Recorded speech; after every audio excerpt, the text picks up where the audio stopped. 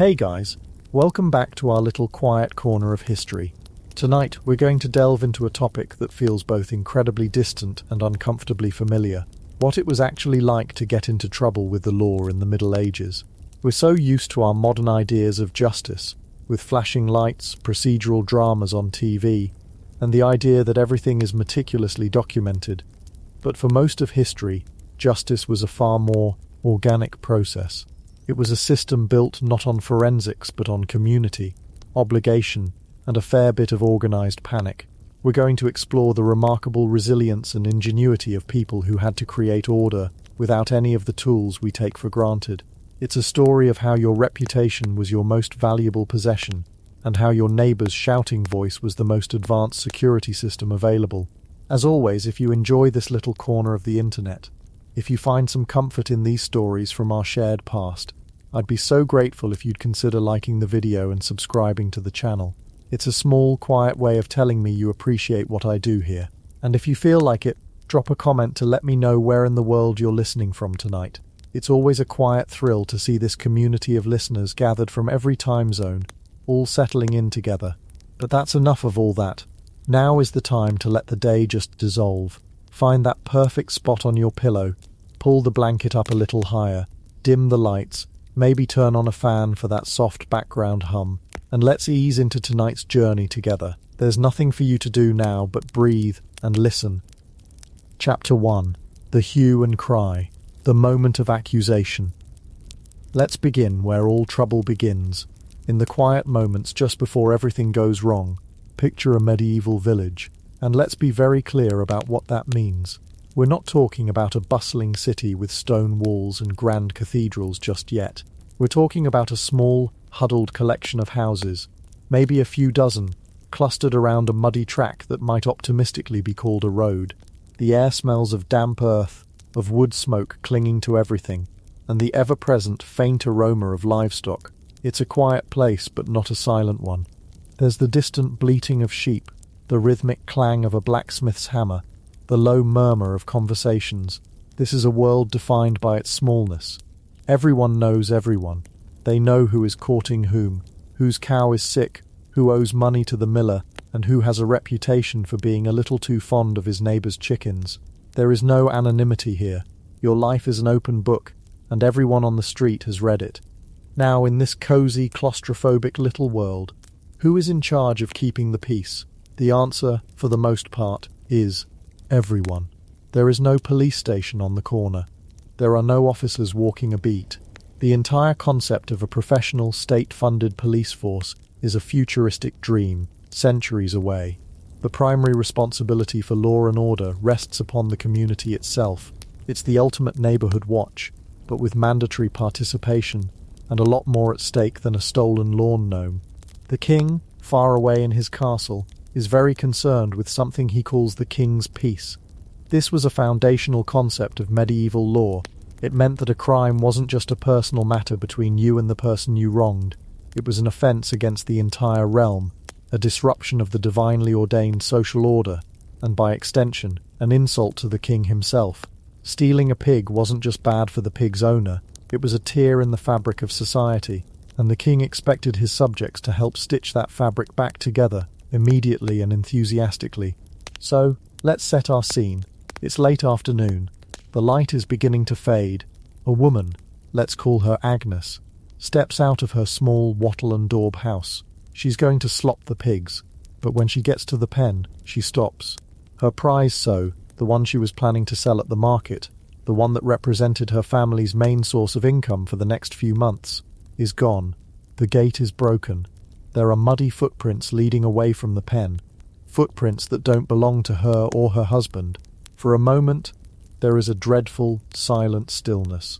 And then, Agnes does the only thing she can do. She takes a deep breath, fills her lungs, and she screams. But this isn't just a scream of frustration. It is a specific, legally recognized action. She screams, "Out, out, thief." This is the beginning of the hue and cry. The term itself is wonderfully descriptive. Hue comes from an old French word, huer, which means to shout or to cry out. And cry, well, that's the raw, human panic of it all. The hue and cry was the medieval 911 call, broadcast not through wires but through sheer lung power. It was an alarm system made of people. The moment Agnes's cry cuts through the damp evening air, a legal obligation snaps into place for every able-bodied man within earshot. A farmer mending his fence must drop his tools. A baker pulling bread from his oven must leave it. A young man chatting with a girl by the well must end the conversation abruptly. The law was crystal clear. Upon hearing the hue and cry, you must immediately stop whatever you are doing and join the pursuit. You don't have a choice. To ignore it was in itself a crime. You could be heavily fined for failing to join the chase. It was seen as a profound dereliction of your duty to your community and your king. Imagine the sound. First, the single piercing shriek from Agnes, then a pause. Doors are thrown open. The thud of wooden shutters being slammed back against cottage walls. Heads pop out. What is it? What's happened? Agnes, pointing now with a trembling finger in the direction of the footprints, shouts again, maybe naming a suspect if she has one. It's Thomas. He's taken my sow. Suddenly, the village erupts. It's a cascade of noise and motion. Men spill out of their homes, grabbing whatever is at hand. A wood axe, a scythe, a heavy stick. The blacksmith, a man of considerable size and authority, might emerge wiping his hands on his leather apron, his face grim. The reeve, the king's appointed official in the village, is expected to lead the charge. He's not a detective. He's usually just a prominent peasant chosen for the year, a man whose job is part manager, part foreman, and now part commander of a very angry, very amateur posse. The sound is a chaotic symphony. It's the pounding of dozens of feet on the muddy ground, the shouting of men calling to each other, the barking of dogs whipped into a frenzy by the sudden commotion. It's a wave of humanity, a community-sourced flash mob. But for justice, they aren't thinking about procedure or civil rights. They are thinking about Agnes's pig, and how it could just as easily have been their own pig, or their tools, or their grain. A crime against one was a threat to all of them, a violation of the fragile trust that held their small world together. This pursuit is not a graceful thing. It's a clumsy, desperate scramble. They follow the tracks as best they can, spreading out, calling out to anyone they see. Have you seen Thomas the Fletcher? He's running south. The cry is picked up and passed along, from one person to another, a ripple of alarm spreading through the countryside. If the suspect crosses into the territory of the next village, that village is legally obligated to take up the pursuit. The hue and cry could in theory travel across the entire county, a chain reaction of civic duty and righteous anger. Let's pause here and think about the sheer social pressure of this moment. If you're a man in that village and you hear the cry, what goes through your mind? Maybe you don't like Agnes. Maybe you think her husband is a fool. Maybe you're tired after a long day in the fields, and the last thing you want to do is run through the woods after a pig thief. It doesn't matter. You have to go. Your neighbours will see if you don't. The reeve will note your absence. Your failure to act will be remembered, discussed, and held against you.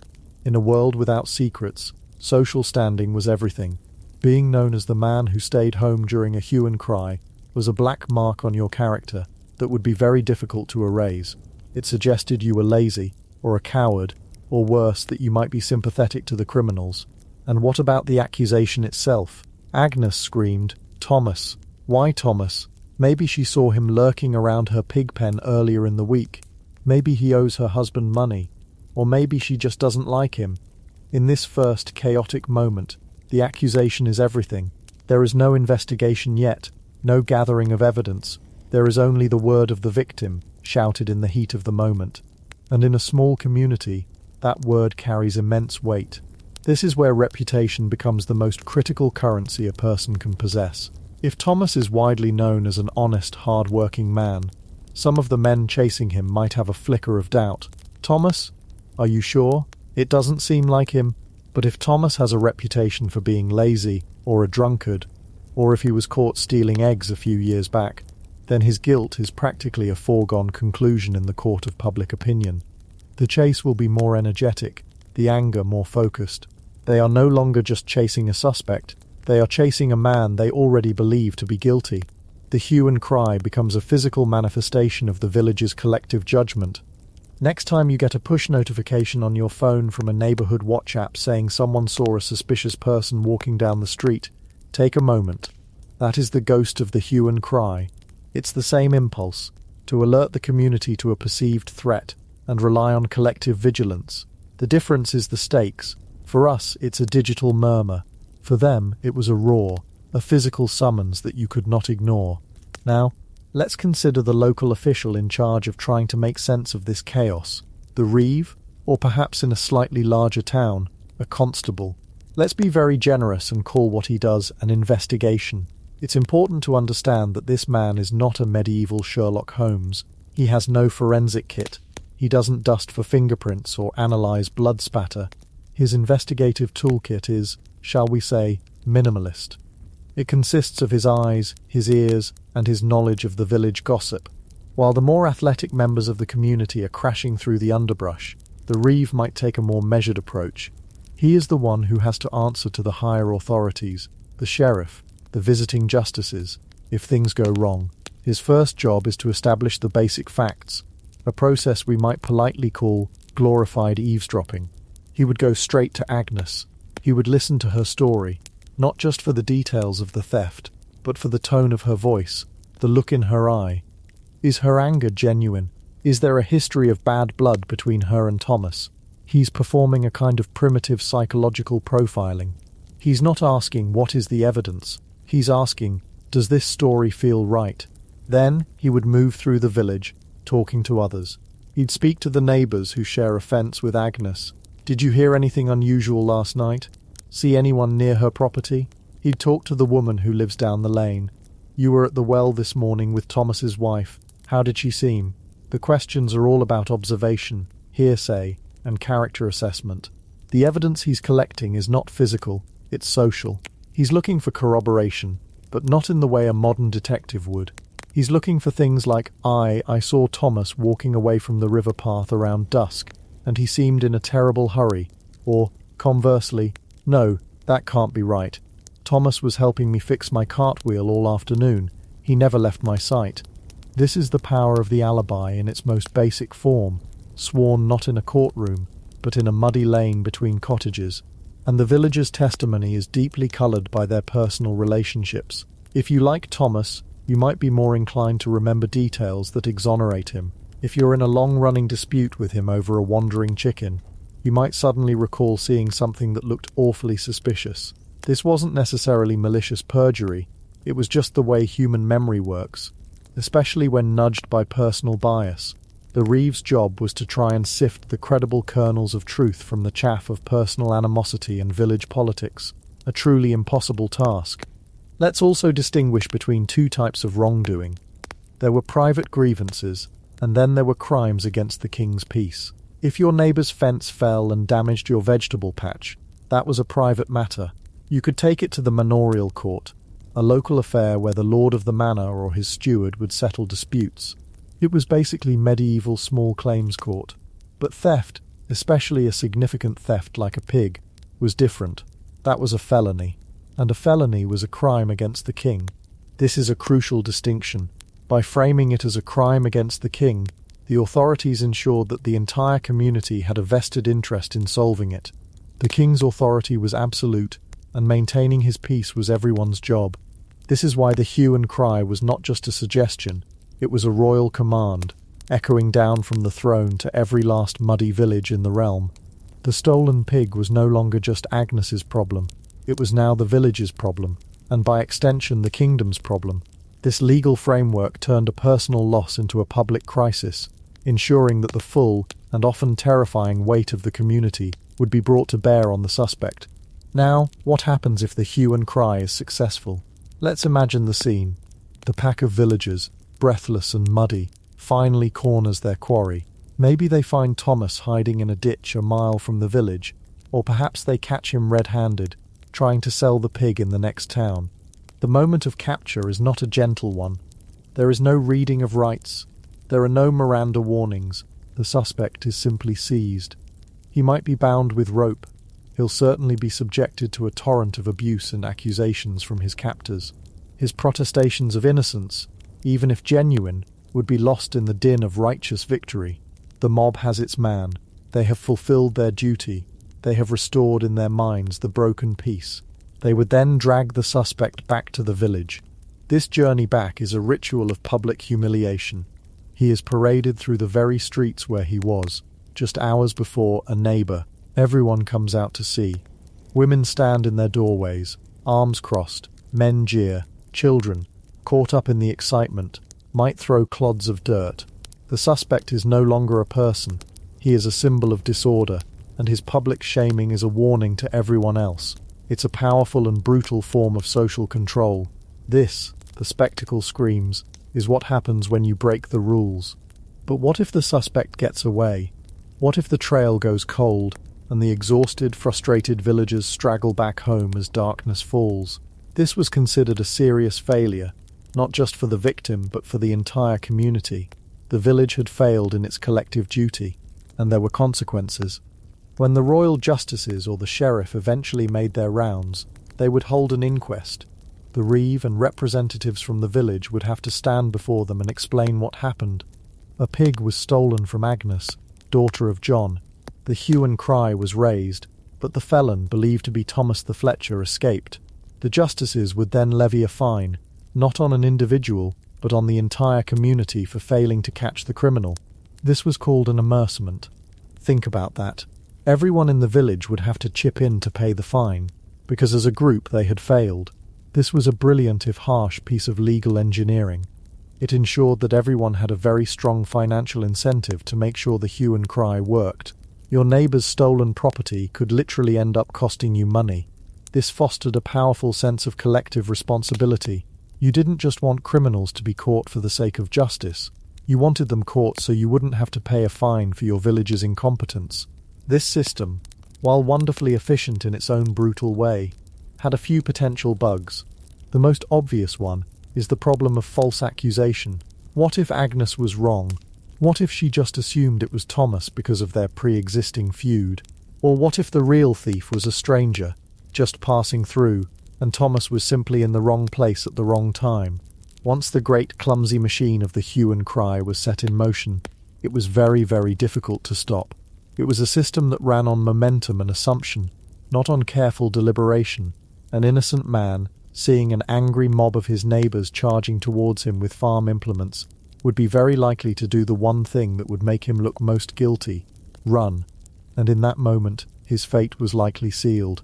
The act of fleeing was often seen as a confession in itself, so the very first stage of medieval justice was not a quiet procedural affair. It was a loud, chaotic, and deeply personal explosion of community action. It was a system that outsourced policing to the entire population, binding them together with a shared duty and the threat of a shared punishment. The moment of accusation was not a formal charge read in a quiet room, but a scream that set the landscape itself on fire with panic and pursuit. It was a testament to a time when your standing among your neighbours was the only thing standing between you and a mob. The suspect, whether guilty or innocent, now finds himself in the hands of his community. He is captured, shamed, and secured, but he has not yet been formally arrested in the way we would understand it. He is merely detained. The first act is over, the chase has ended, but the true, slow, and terrifying journey through the medieval legal system has only just begun. And as we'll see, being caught was often just the prelude to a far worse ordeal. But for now, the village settles. The shouting fades, replaced by the low murmur of gossip and speculation.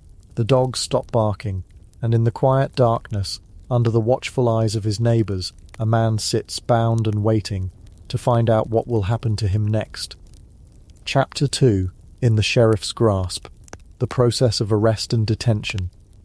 What happens next is, surprisingly little, and at the same time a very great deal. For the man sitting bound in the centre of the village, time itself seems to warp and stretch. The adrenaline of the chase, the raw panic of being caught, has faded into a dull, thudding ache in his chest. He is a spectacle now, a living, breathing lesson for the rest of the village. The faces of his neighbours, people he has known his entire life, are a shifting gallery of emotions: pity, morbid curiosity, a flicker of satisfaction from an old rival, and most chillingly, a profound and immediate distance. He is no longer one of them. He has been marked, set apart, and now he waits for the machinery of justice, slow and ponderous as a tired ox, to lumber into motion and carry him away. The chill of the evening begins to seep into his bones, a damp, insidious cold that the rough-spun wool of his tunic cannot repel. The ropes bite into his wrists, not with a sharp pain, but with a persistent, grinding pressure that has already made his hands feel like numb, useless lumps of clay. Every so often he tries to shift, to find a position that isn't quite so agonizing, but the movement only serves to remind him of his helplessness. He is no longer a person in the way he understood it that morning. He is an object, a parcel to be delivered. The wait could be hours, it could be a day. It all depends on who is coming for him. The medieval world didn't have a centralized police force with patrol cars and dispatchers. The concept of law enforcement was a patchwork quilt of overlapping jurisdictions, personal loyalties, and raw delegated power. The person who eventually arrives to collect our unfortunate friend falls into several, shall we say, brands of authority, each with its own distinct flavour of dread. First and most imposing is the Shire Reeve, the King's Man. We know him better by his modern name, the Sheriff. If the Sheriff himself arrives or sends his deputies, it means the matter is serious. This isn't just a case of a stolen chicken or a drunken brawl. This is a breach of the King's peace. The Sheriff is the long arm of the Crown, and his authority is backed by a royal writ, a terrifying piece of parchment that carries the weight of the entire kingdom. His arrival is formal, official, and utterly impersonal. He doesn't care about local squabbles or village gossip. He is there to execute a command from a power so remote and vast it might as well be from God.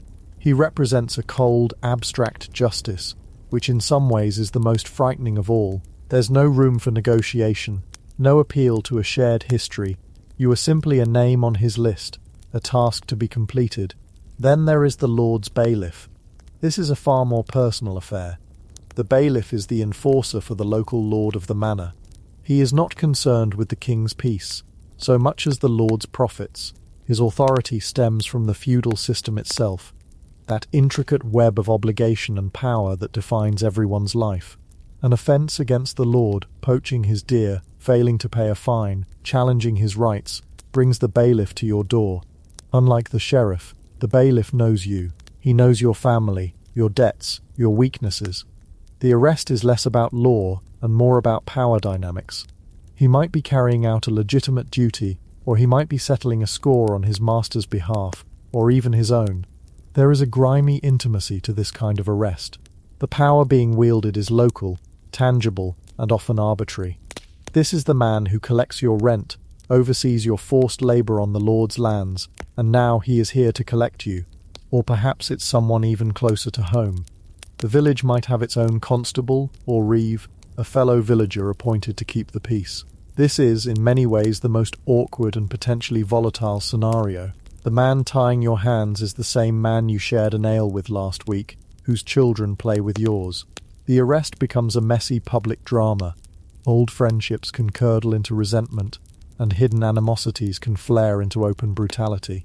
He has to prove his authority, both to you and to the watchful eyes of the community, which can lead to an unnecessary show of force. Conversely, he might be hesitant, apologetic even, making the whole affair feel like a surreal and heartbreaking betrayal.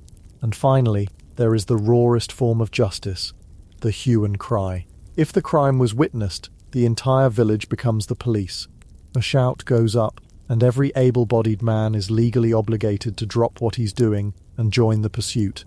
It is the original neighbourhood watch, weaponized. Being caught by the hue and cry is terrifying.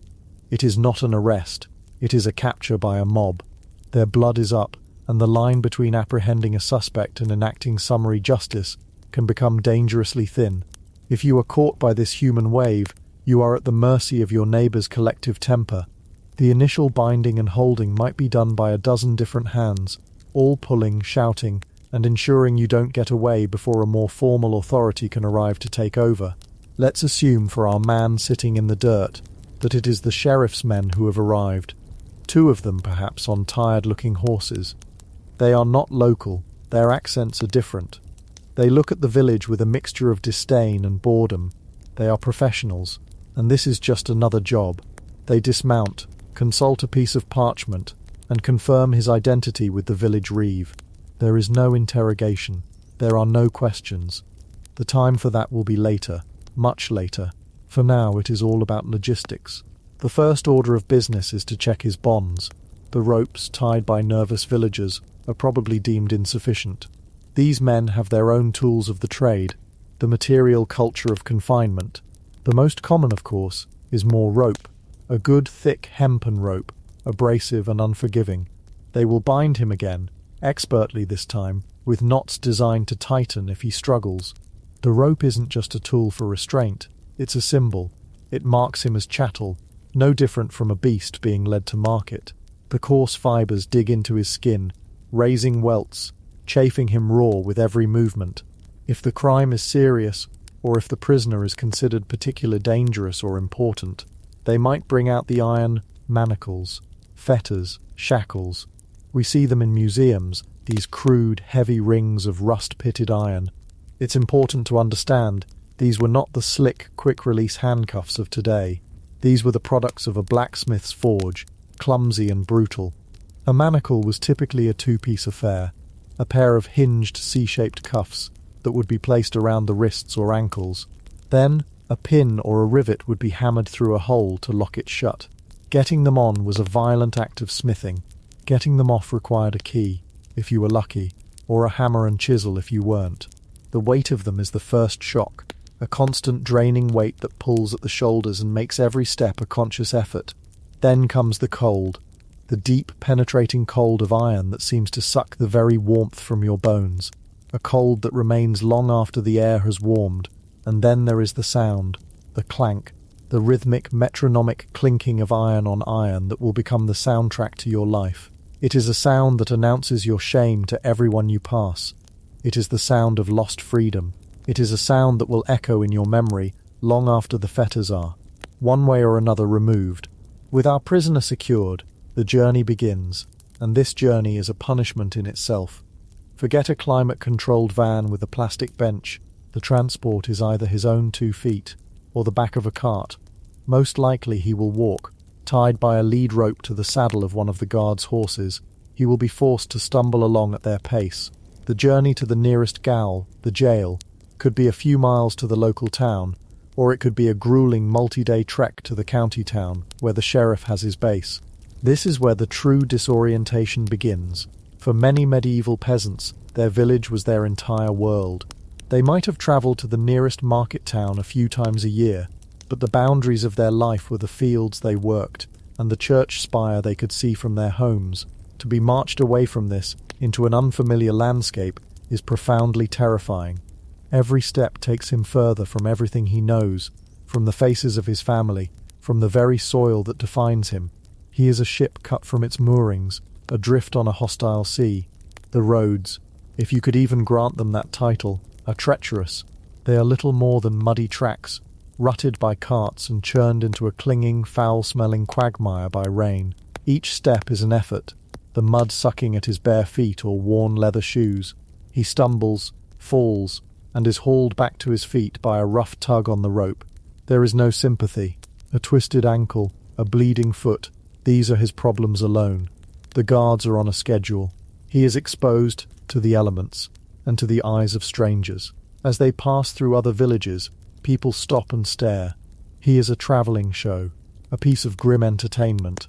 Children point, adults murmur, and he can feel the weight of their judgment, their fear, their morbid fascination. He is an outcast everywhere, a walking symbol of what happens when you step outside the bounds of society. There is no anonymity. His shame is paraded across the countryside for all to see. At night, there is no comfortable inn. They might sleep in a stable, or a barn, or simply in a ditch by the side of the road, the prisoner tethered securely to a tree, or to one of the sleeping guards. Sleep is fleeting, interrupted by the cold, the damp, the gnawing of hunger, and the constant dull ache of his bonds. He is utterly dependent on his captors for everything. A mouthful of water, a crust of hard bread. This dependency is a core part of the process, stripping away his last vestiges of autonomy. Finally, after days that have blurred into a single long misery, They arrive, the destination is the Gaol, and it's crucial we understand what a medieval Gaol was, and what it was not. It was not, primarily, a place of punishment. The full punishment, fines, mutilation or execution would come later, after a trial.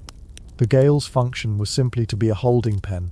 Its purpose was to keep the accused's body safe and secure until the king's justices, the travelling judges, arrived in the county to hear the cases. This could be months, sometimes even a year or more. The Gaol was a place of state-sponsored limbo. The physical form of the gaol varied enormously. When we hear the word dungeon, our minds conjure up a very specific, very dramatic image, a dark subterranean chamber, dripping with water, with skeletons chained to the walls and rats the size of small dogs scurrying in the corners. And while such places certainly existed, the reality was often more architecturally mundane, and in some ways psychologically worse. The most formidable was indeed the castle. Every major county town had a royal castle, and a part of it was almost always designated as the county gaol. This might be a cellar, the dungeon in its original sense, from the French donjon, meaning the main keep or tower. But it could just as easily be a reinforced room in a gatehouse, or a chamber high up in a tower. The primary advantage of a castle was its security. It was built to keep people out, so it was exceptionally good at keeping people in. To be imprisoned in a castle was to be swallowed by stone. The walls were immensely thick, the windows mere slits, the doors reinforced with iron bands. The silence in such a place could be profound, broken only by the distant sounds of the castle garrison and the echo of your own breathing. It was a place designed to crush the spirit with its sheer, immovable mass. A very common type of gaol, especially in chartered towns, was the town gatehouse. The fortified gates that controlled entry to the town were often built with rooms above the archway, and these were frequently used as lockups. To be held here was a different experience. You were not isolated from the world, you were suspended directly above it. Through the floorboards and arrow-slit windows, you could hear the entire life of the town unfold beneath you. The rumble of cartwheels, the shouts of merchants, the laughter of children, the ringing of church bells. It was a constant, tantalizing reminder of the freedom you had lost. You were physically removed from the community, yet auditorily immersed in it, a form of torture all its own. There were also private gaols. Powerful lords and bishops had the right to operate their own prisons for offences committed on their lands. These could be the most terrifying of all. A royal gaol, for all its horror, was at least part of a formal system. A private gaol was an expression of one man's personal power. It could be anything from a purpose-built stone cell in the lord's castle to a simple cellar or a reinforced outbuilding on his manor. Here, the prisoner was entirely at the whim of the lord and his gaoler.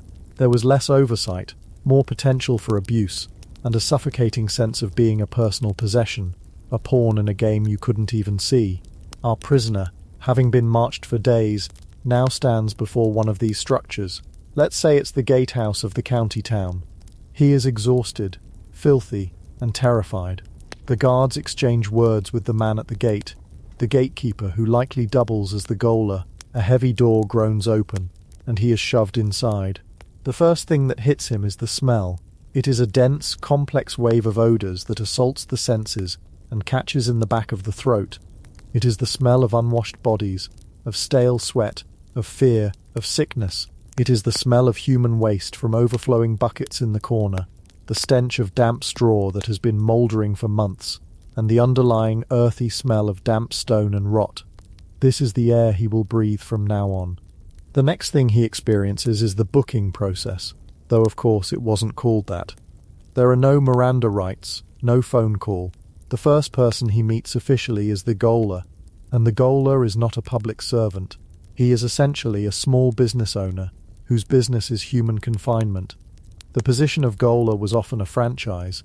He would pay the sheriff or the town council a fee for the right to run the gaol, and his income came directly from the prisoners themselves.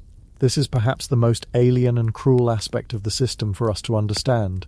You had to pay for your own imprisonment. The gaoler sizes up the new arrival. He is assessing his value. Does he have any money? Do his clothes look like they're worth anything? Does he look like he has a family who might be able to bring food or coin? because everything from this point on has a price. Welcome to the world's worst hotel, we might joke, but the analogy is frighteningly accurate. You were not a prisoner of the state so much as you were a resident in the gaoler's private for-profit holding facility, and the amenities were strictly à la carte. Do you want food? You'll have to pay for it. The gaoler might provide a minimal amount of bread and water, just enough to keep you alive, but anything more substantial, a piece of cheese, a bit of salted meat, a cup of ale, comes at a steep price. If you have no money, you rely on the charity of others, or you starve. Do you want a place to sleep? The bare stone floor is free of charge, but if you want some straw to lie on, to cushion you from the cold and the damp, that will cost you. If you want a blanket, that will cost you more. The more money you have, the more comfort you can buy. Wealthier prisoners could sometimes pay for a private cell, better food, even candles for light. The poor were simply thrown together into a common room, a writhing mass of misery on the floor. Even the restraints themselves came with a fee. This was called the fee of irons.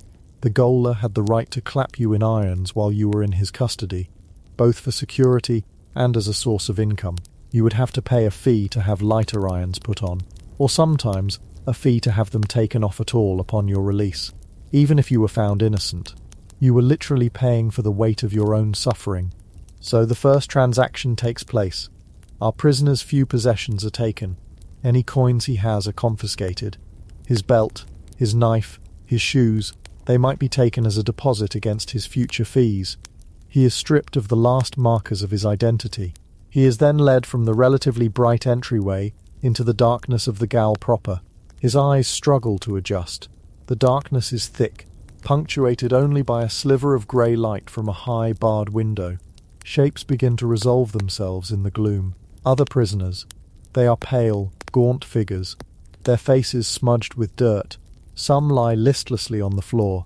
Others watch his arrival with a practiced predatory stillness. They are his new community. Thieves, poachers, debtors, brawlers, and perhaps a few genuinely dangerous men, all thrown in together. There is no segregation. The young are with the old, the sick with the healthy, the first-time offender with the hardened veteran. A door to a cell or a common room is opened. He is pushed inside. The door slams shut behind him, the sound of the heavy bolt sliding home echoing in the stone chamber. And in that moment, the finality of his situation crashes down upon him. The journey is over.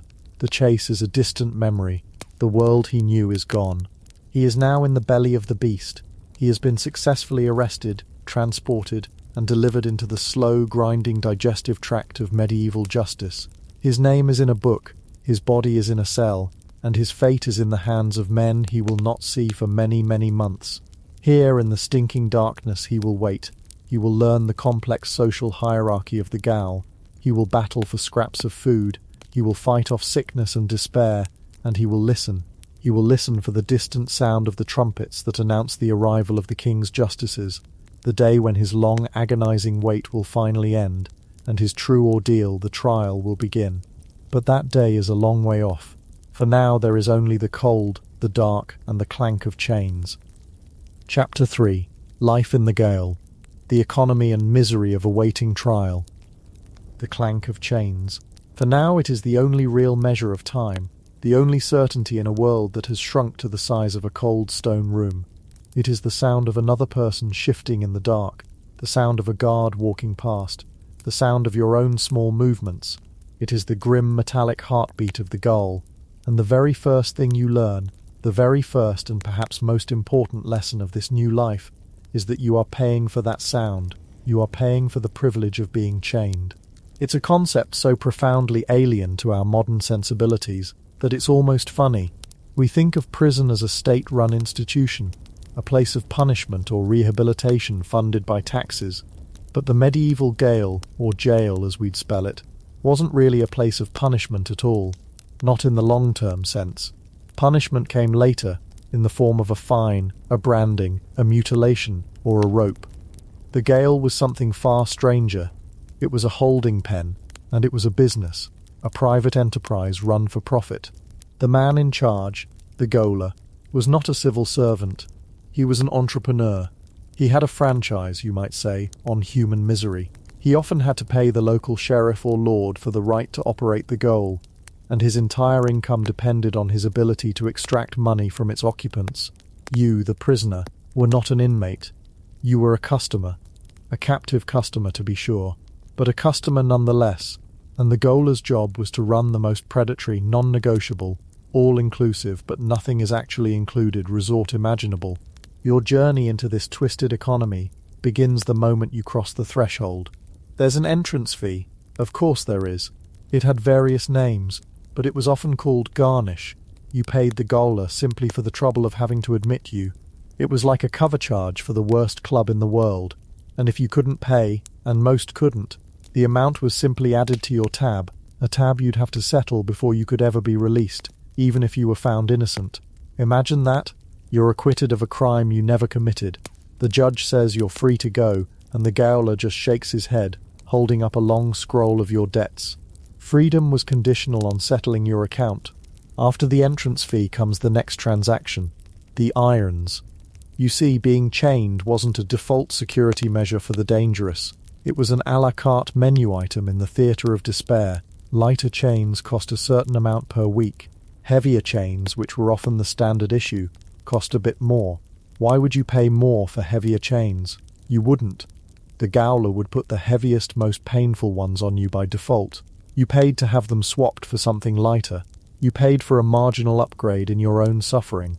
And if you were truly troublesome, or simply looked like you might have wealthy relatives, you might be offered the deluxe package, being chained to the wall itself, for a premium price. The entire system was designed around the idea of ease, not your ease, of course. The gaolers. And you paid for it. You paid a fee to have the irons put on, and in a final, perfect stroke of cynical genius, when your day in court came, you would have to pay a separate fee to have them taken off, so you could stand before the judge as a free man. This business model created a stark and immediate social hierarchy within the gaol's walls, a microcosm of the world outside, but with the volume turned all the way up. Everything depended on what you could afford. It was a grim, pay-to-play world of survival. Let's imagine for a moment that you are a person of some means, a merchant accused of fraud, perhaps, or a knight who got into a tavern brawl that went a little too far. You arrive at the gaol with coin in your purse, or the promise of it from your family. For you, the experience is still dreadful, but it is a manageable sort of dread. You pay the garnish, you negotiate with the gaoler, you don't get thrown into the common pit. Instead, for a handsome weekly rent, you can secure what was known as the master's side. This might be a private room, or at least a cell shared with only one or two others of similar social standing. Your room might have a window, a sliver of glassless opening high on the wall that lets in a rumour of daylight and a blast of cold air. You can pay extra for a shutter. You can pay for a bed, not a comfortable bed, mind you. We're talking a wooden frame with a sack of straw on it. But compared to the alternative, it's a four-poster in a royal suite. That straw, by the way, isn't a one-time purchase. It gets old, it gets damp, it gets filled with vermin. You have to pay to have it changed. You can pay for blankets, for rushes to cover the stone floor, for a candle to push back the oppressive darkness for an hour or two each night. The flickering light of that candle, a tiny sputtering flame, is the most profound luxury imaginable in this place. It's the luxury of sight. And then there's the food. You won't be eating the gaol's standard fare because there isn't any. You pay the gaoler or his wife to bring you meals. You can have bread that isn't green with mould. You can have meat, perhaps a piece of boiled mutton. And most importantly, you can have ale or wine. In a world where water was often dangerously unclean, a drink that had been fermented was a drink you could trust. It was also calories, and it was a gentle anaesthetic for the mind, a way to blur the edges of the long empty days. You could have visitors who would have to bribe the guards to get in. You could send and receive letters for a fee. Your life, while confined, has a rhythm. It is a miserable, expensive and deeply boring existence, but it is survivable. You are waiting, but you are waiting in a state of relative comfort, insulated by your wealth from the true horrors of the gaol. Now, let's flip the coin. Let's imagine you are the vast majority of people who found themselves in this situation. A peasant accused of poaching a rabbit, a beggar arrested for vagrancy, a person who simply couldn't pay a debt. You arrive with nothing but the clothes on your back, and those are probably threadbare. For you, there is no master's side. There is only the common ward. It might be a large open room in the gatehouse, or it might be the dungeon you see in movies, a subterranean pit, dark and damp. You cannot pay the garnish, so your debt begins. You cannot pay for lighter irons, so the heaviest ones are hammered onto your ankles, their weight a constant grinding reminder of your powerlessness. They rub your skin raw, and the open sores are an invitation to infection. You are shoved into a press of bodies. The darkness in the common ward is near absolute. There are no windows, or perhaps just a single slit in the ceiling called a murder hole through which waste from upper floors might be unceremoniously dumped. Your eyes, accustomed to the sun and the sky, struggle to make sense of the gloom. Shapes move in the darkness. You can't tell if they are other prisoners or just tricks of your starved imagination. The floor is your bed, but the word floor is a polite fiction. It is packed earth or uneven stone, slick with a damp, cold slime. It is covered in the accumulated filth of everyone who has been there before you. Human waste, vomit, rotting scraps of food, and generations of vermin. This is where you must try to find a space to lie down. You curl up, trying to make yourself as small as possible, your body screaming for a comfort it will not find. The cold from the stone floor is a physical entity. It seeps into you, a deep, persistent chill that settles in your bones and never, ever leaves. You don't just feel cold, you become cold. And the smell. It is the first and most powerful assault on your senses. It is a thick, complex, and inescapable miasma. The sharp, acrid stench of ammonia from urine, the deeper, foul smell of human excrement, the metallic tang of blood, the sweet, sickly odour of sickness and unwashed bodies. It's the smell of dozens, perhaps hundreds, of people packed together with no sanitation, no ventilation, and no hope. The smell gets into your clothes, your hair, your skin. You stop noticing it after a while, not because it goes away, but because it becomes the very air you breathe. It is the atmosphere of the Gaol itself. Then there is the sound. Unlike the quiet solitude of a wealthy prisoner's cell, the common ward is a cacophony. There is the constant dull clank of chains as people shift and move. There is coughing, a deep, wet, racking cough that speaks of diseased lungs. There is the sound of weeping, sometimes soft and hopeless, sometimes loud and hysterical. There are arguments that flare up over a crust of bread or a patch of floor space. There is the endless, maddening drip of water from the ceiling, and underneath it all, a sound you feel more than hear, the rustling and skittering of rats, the true masters of this domain, moving in the darkness with a confidence you can only envy. For you, the penniless prisoner, the question of food becomes the central drama of your existence. The gaoler provides nothing, not a single crumb. If you are to eat, you must rely on charity. Some gaols had a grate or window opening onto the street. Here prisoners would take turns, their hands reaching through the bars, begging for alms from the people passing by. Bread and meat for the poor prisoners, they would cry, their voices hoarse. On a good day, a charitable soul might pass a piece of bread, a coin, or some scraps through the bars. This was collected in a common basket, the contents to be shared, in theory, amongst all the poor prisoners. But theory and reality are two very different countries. The distribution of these alms was often controlled by a lord of the poor, a long-term prisoner who, through violence and intimidation, had established himself as the leader of the common ward. He and his cronies would take the best of the charity, leaving only the dregs, if anything, for the newcomers and the weak. You would have to fight, or beg, or subject yourself to humiliation for a mouthful of mouldy bread. Your life becomes a primal struggle for calories. Water was just as precarious. There might be a well in the Gaol courtyard, but the water was often fouled. A safer bet was ale, but ale cost money. The gaoler, ever the opportunist, ran the Gaol's taproom. He would sell weak, watered-down ale at an exorbitant price. For a prisoner with no money, the only option was to beg for a sip from another, or to risk the tainted water. Dehydration and dysentery were constant companions. In this world, your body begins to betray you. The lack of food hollows you out. Your muscles waste away. The filth gives you skin diseases, sores that never heal. The bites from lice, fleas and other vermin become infected. And then there is the ever-present shadow of the Gaol's most feared resident, Gaol fever. They didn't know it was typhus, a disease spread by body lice. To them it was a pestilence that was simply born of the Gaol itself, a foul vapour, a miasma that rose from the filth and infected the unlucky. It was a silent, patient hunter that stalked the crowded darkness of the common ward. You would see it begin in others.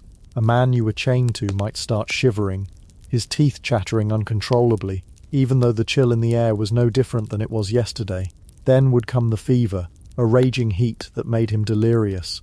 He would mutter nonsense, thrash against his chains. A dark, blotchy rash would appear on his skin. And then, a few days later, a final stillness. The Gaol fever was terrifyingly efficient, and it was the great equalizer. It didn't care if you were in the master's side or the common pit. The lice that carried it could travel anywhere. Gaolers and even judges were known to catch it and die. To be locked in the Gaol was to be locked in with a predator you could not see. A lottery of death where every ticket was a potential loser. You would lie on the filthy floor, listening to the delirious ramblings of the sick, praying that the morning would find you merely hungry and cold, and not hot with the fever's first touch. Against this backdrop of physical decay, your mind begins to fray. Time loses all meaning. There is no day and no night in the dungeon, only varying shades of darkness. You mark the passage of days perhaps by the one meagre distribution of alms. Weeks and months blur into a single continuous moment of suffering. The outside world ceases to exist. Your old life, your family, the feel of the sun on your skin, these things become like a half-remembered dream. The psychological weight of your situation is immense. You are not serving a sentence. You have not been convicted of anything. You are simply waiting. Waiting for the king's justices, the circuit judges, to arrive in the town.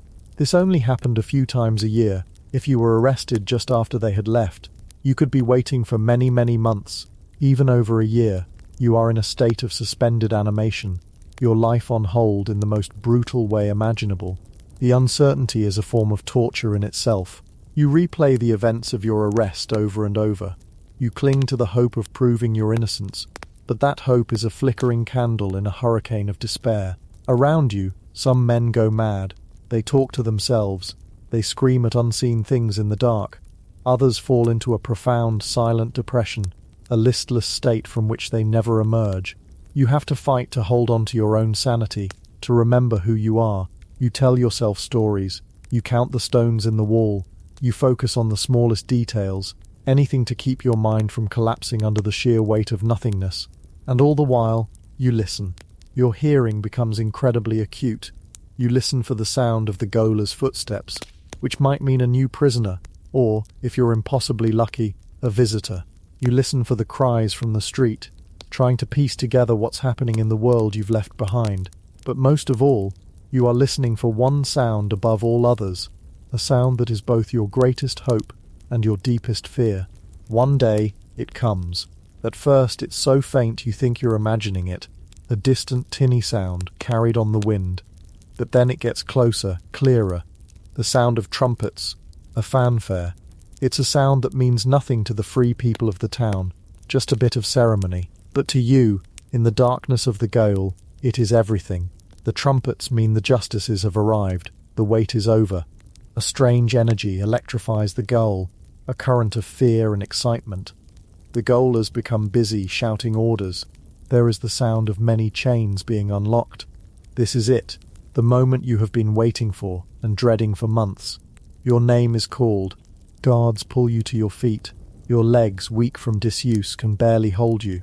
You are led out of the common ward, up a flight of stone stairs. And here, you face one last absurd transaction. Before you can be presented to the court, the gaoler requires payment to have your irons struck off. If you can't pay, your family standing anxiously outside must pay for you. If no one can pay, you might even be forced to stand trial still in your chains, a clear signal of your guilt to the jury before a single word has been spoken. But let's say your family scrapes together the coins. A blacksmith is summoned. With a few sharp blows of a hammer, the iron rings that have been your constant companions for so long are broken and fall away.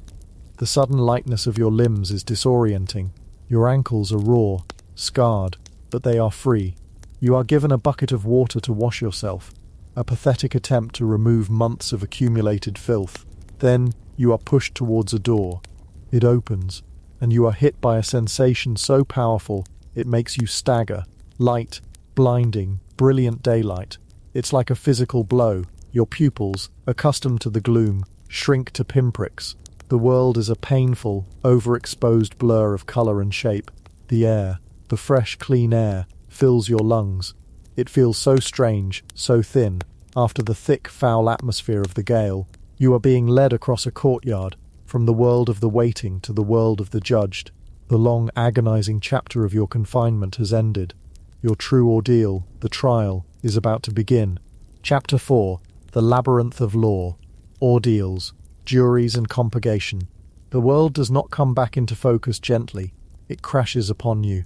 The light is a physical weight pressing on your eyes, and the air is so thin, so clean, it makes you dizzy. Each breath is a shock to lungs that have grown accustomed to the thick, damp fugue of the Gaol. You are half dragged, half led across a muddy courtyard, your bare feet or thin turn shoes sinking into the cold ooze. The faces of the crowd are a blur, a collection of pale ovals and dark, curious mouths. They have come to watch the day's drama, and you, blinking in the sudden brilliant chaos, are the main attraction. The long, slow, suffocating wait is over, and now standing here squinting against the sun, you realize that the waiting may have been the kindest part. Your true ordeal, the trial, is about to begin. But what does that even mean? A trial? For us, the word conjures up images of polished wood courtrooms, black-robed judges, and clever lawyers making impassioned speeches to a jury of 12 strangers. You can put that entire picture away, tuck it into a box and store it in the attic of your mind, because it has no place here. The medieval world didn't have one single tidy concept of the law. Oh no, that would be far too simple.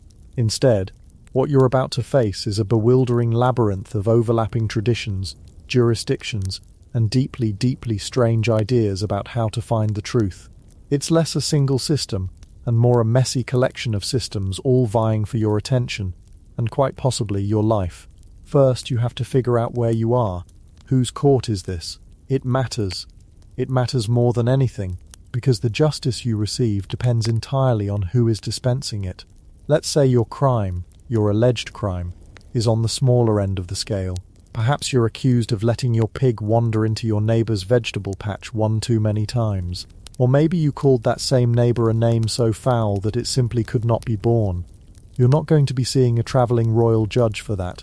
You're destined for the manorial court. This is the most local, the most personal, and in some ways the most relentless form of justice. It's held in the great hall of the manor house, or sometimes just out in a field if the weather's decent. The judge is the lord of the manor, or his steward. This isn't some impartial arbiter who knows nothing about you. This is the man you pay your rent to, the man whose fields you work. He knows your father, he knew your grandfather, and he knows for a fact that your family has always had trouble with runaway pigs. The jury, if you can call them that, is made up of your fellow villagers, the very people you share a pew with at church, the people whose gossip you overhear at the alehouse. This isn't a trial of the facts, it's a trial of your entire social standing. Imagine it, you're standing there in the smoky hall. The floor is covered in rushes that haven't been changed in a while, and they smell faintly of spilled ale and dogs. The lord is sitting at his high table, looking bored. Your neighbour, let's call him Thomas, is red-faced and pointing at you, recounting in excruciating detail the destruction of his prized turnips. Everyone is watching. You can feel their eyes on you. They're not just thinking about the turnips. They're remembering that time you were short on your tithe. They're remembering that argument you had with the baker's wife. They're remembering every single misstep, every social stumble you've ever made. The verdict in a manorial court often comes down to a simple calculation. Who is the bigger nuisance, you or Thomas? Who contributes more? Who complains less? It's justice as an exercise in community management. The usual punishment is a fine, payable to the lord, of course. A few pence for the turnips, a few more for the lord's trouble. It's a public shaming and a small financial sting designed to lubricate the gears of village life and keep everyone more or less in their place. But what if the crime is more serious? Let's say you were accused of theft, Not just a turnip, but something of real value. A tool, a sack of grain, a sheep. Now you might find yourself in a 100 court or a shire court. These are a step up. They cover a wider geographical area, 100 being a subdivision of a shire or county. Here the proceedings are a bit more formal. The King's Reeve, a sort of local royal administrator, might be presiding. The jury is drawn from representatives of the local villages. It's still deeply personal, but the lens has pulled back a little. They might not know you personally, but they know your village, and every village has a reputation. Oh, he's from Oakhaven, is he? They're a shifty lot over there. Your fate is now tied not just to your own reputation, but to the collective reputation of your entire community. And then there's a third, parallel universe of law, humming along right next to the secular courts, the ecclesiastical court, the church court. This is where things get truly complicated. The church had its own laws, its own lawyers, its own punishments, and it claimed jurisdiction over a surprisingly vast slice of medieval life. If you were a cleric of any kind, from a bishop down to a lowly monk or even a student who'd taken minor orders, you could claim benefit of clergy. This meant you were tried by the church court. No matter what you did, you could commit murder on the high street, but if you could prove you were a churchman, often by reading a passage from the Bible, the so-called neck verse because it could save your neck, you were whisked out of the king's justice and into the gentler hands of the church. This, as you can imagine, was a source of endless friction. But even if you weren't a cleric, you could still end up in church court. Did you blaspheme? Did you fail to attend church? Are you suspected of heresy? That's the church's business. Matters of marriage, divorce, and inheritance were also often their domain. So while the Lord's court is arguing about your pig, the church court next door might be trying to determine if your marriage is valid, or if you've been dabbling in witchcraft. Their punishments were different too. They couldn't in theory sentence you to death. Instead, they dealt in spiritual punishments. Public penance, like standing in a white sheet outside the church on Sunday. Fines, pilgrimages, or the most feared of all, excommunication. To be cast out of the church, to be denied its sacraments, was to have your soul condemned in the eyes of your entire world. It was a spiritual death sentence, and for many, that was far more terrifying than a physical one. And finally, we have the big one, the royal court. If you're accused of a truly serious crime, a felony like murder, arson, rape, or treason, you're in the king's hands now. These cases were often heard by travelling judges, the justices in air, who would ride a circuit from town to town, bringing the king's law to the land in great periodic purges called the General Air. The arrival of the royal court in your shire was a massive event. It was like the circus and the taxman rolling into town at once. It was terrifying and thrilling. All normal legal proceedings would stop.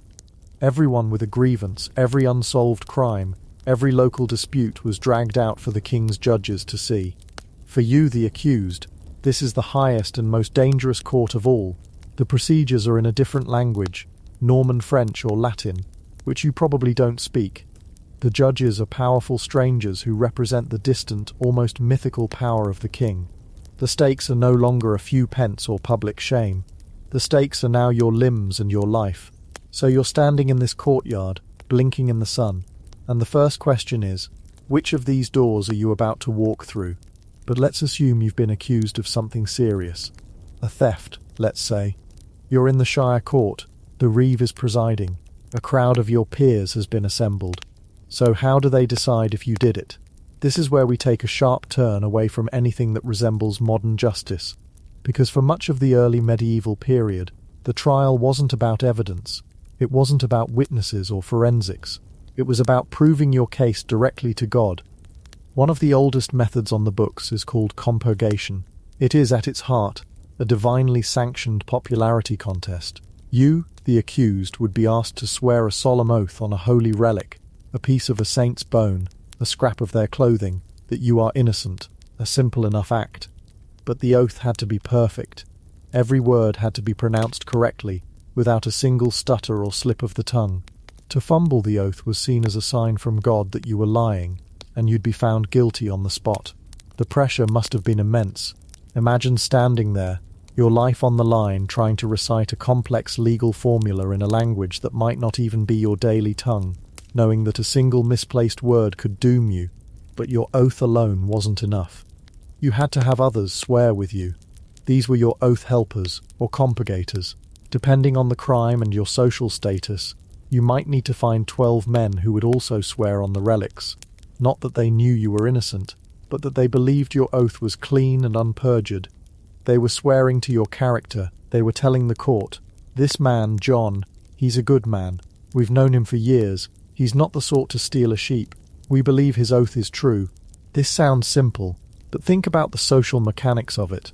You have to convince 12 of your neighbours, men of good standing, to literally stake their own souls on your innocence. If they swear for a guilty man, they commit perjury before God, a mortal sin. So if you were a known troublemaker, a drunkard, a man with a bad reputation, who would swear for you? No one. You couldn't find your oath helpers, and you'd be found guilty by default. But if you were a respected member of the community, a man known for his honesty, finding 12 men would be easy. Compurgation wasn't a system for finding factual truth. It was a system for reinforcing community norms. It declared that a man's reputation, built over a lifetime, was the best evidence of his guilt or innocence. It worked, in its way, as a form of social control. But it was a terrible system if you were an unpopular but innocent man, or a very charming and well-liked thief. And if you couldn't find your oath helpers, or if the crime was too serious for a simple oath, then you faced a far more terrifying prospect. You were sent to the judgment of God. You were sent to the ordeal. The very word, ordeal, still carries a shiver of its old meaning for us, but we have to understand what it meant to them. This was not considered torture. It was not a punishment. It was a sacred ritual, a formal appeal to the divine. The thinking went like this: human justice is flawed, men lie, witnesses are mistaken, judges are biased, but God is all-knowing and just. He knows the truth. So if we create a set of circumstances, a physical test, and ask God to intervene, He will protect the innocent and expose the guilty. The ordeal was the medieval equivalent of a divine polygraph test. It was the ultimate outsourcing of the justice system. The ceremony was steeped in religious solemnity. Before the ordeal, you, the accused, would have to fast for 3 days. You would attend Mass, receive communion. The priest would be there praying over you, sanctifying the instruments of the ordeal, be it water or iron. This was not a back alley affair. It was a formal liturgical event held in or near a church. The entire community would gather to watch God render his verdict.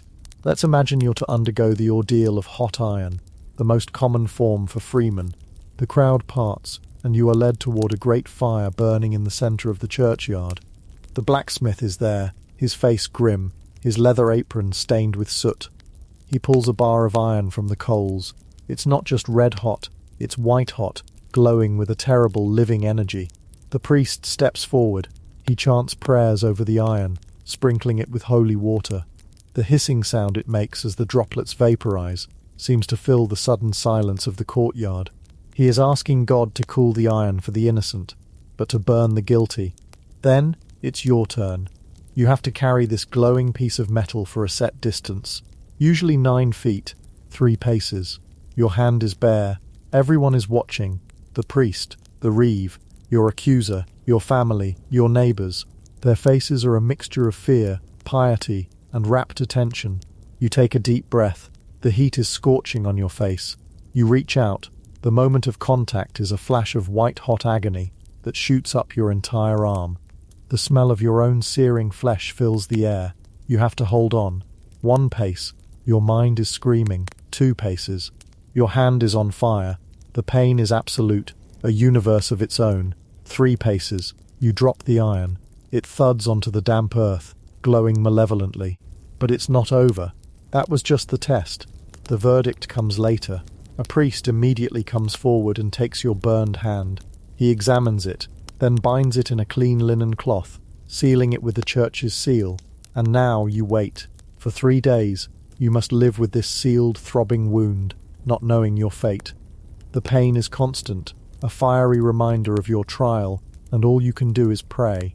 You pray that God, in his mercy, has judged you innocent, and will work a miracle on your flesh. On the third day you are brought back before the priest and the court. The entire community gathers again. A hush falls as the priest carefully breaks the seal and begins to unwrap the bandage. Layer by slow layer, everyone leans in, straining to see what will the wound look like, if the burn is healing cleanly, if there's no pus, no festering, no corruption. It is a miracle. God has proclaimed your innocence. You are free to go, your name cleared, your standing restored, carrying the scar as a badge of divine favour. But if the wound is infected, weeping, and rotten, then God has shown his judgment. Your flesh has putrefied, because your soul is corrupt. You are guilty, and now, having already endured the ordeal, you will be taken to face your punishment. Can you imagine the psychological torment of those 3 days? The hope warring with the terror, every throb of pain a potential sign of damnation. Or perhaps your trial is by hot water. The principle is the same. A great cauldron of water is boiled over a fire. The priest blesses it. A stone is dropped into the bubbling depths. Your task is to plunge your arm into the boiling water, down to the elbow, and retrieve the stone. Again your arm is bound and sealed. Again you wait 3 days. Again the unwrapping, the communal gaze, the verdict read in the state of your scalded flesh. Then there was the ordeal that seems to our minds the most bizarrely unfair of all. The ordeal of cold water. This was often reserved for those of lower status, or for accusations of witchcraft. The logic here was a piece of pure theological gymnastics. Water, especially water that had been blessed by a priest, was a pure element. It would therefore reject anything impure or evil. You, the accused, would be bound, thumb to opposite toe, in a crouched position, and a rope would be tied around your waist. You would then be lowered into a deep pool of blessed water, a river or a pond. Now comes the catch-22. If you sank, the pure water had accepted you. It had drawn you into its embrace. You were innocent. The problem, of course, was that you were also at the bottom of a river, tied up, and rapidly running out of air. They were supposed to pull you out before you drowned. But accidents could happen. Congratulations on your innocence, Walter. Pity we couldn't get the rope untangled in time. But if you floated, if your body bobbed on the surface, the pure water had rejected you. You were guilty. You were so filled with sin that the holy water itself recoiled from your presence. You would be hauled out, sputtering and shivering, only to be condemned. It was a terrifying choice. Sink and be innocent, but risk drowning. Float and be guilty, and face certain punishment. There was very little room for a good outcome. For the nobility, there was another, more dramatic option: trial by combat. This was exactly what it sounds like. If a nobleman was accused of a crime by another of equal standing, they could settle the matter with a formal judicial duel. This wasn't a back-alley brawl. It was a highly ritualized affair, overseen by the court, often the king himself. The assumption was the same as the other ordeals. God would not allow the righteous to be defeated. He would lend strength to the arm of the innocent man and guide his sword. Victory in the duel was legal proof of innocence. Defeat meant guilt, and if you weren't killed in the combat itself, you would often be executed immediately afterwards for your crime. Women, clergy, or men who were physically unable to fight could hire a champion, a professional warrior, to fight on their behalf. This turned the trial into a strange sort of spectator sport, where a person's life and honour depended on the skill of a hired swordsman. The whole practice seems to us like a profoundly strange way to run a justice system, blending piety, pageantry and brute force into one lethal cocktail. It was a world where a legal argument could be settled with an axe. For centuries, this was justice, a terrifying, unpredictable appeal to the supernatural. But slowly, almost imperceptibly at first, things began to change. The system of ordeals had a fundamental problem. It was a bit too open to interpretation. Was a wound festering? Or was it just healing slowly? How much floating was too much floating? Scholars and theologians began to question whether it was right to demand a miracle from God on a daily basis to sort out petty crimes. The tipping point came in the year 1215. A gathering of the most powerful churchmen in Europe, the Fourth Lateran Council, made a momentous decision. They issued a decree forbidding priests from taking any part in trials by ordeal. No more blessing the water, no more consecrating the iron, and just like that, the entire system collapsed. Without the priest, without the religious ceremony, the ordeal was no longer a sacred appeal to God. It was just a man being burned with a hot piece of metal for no good reason. The divine plug had been pulled, and the courts of Europe were suddenly left with a massive problem. If God wasn't going to be the judge anymore, who was?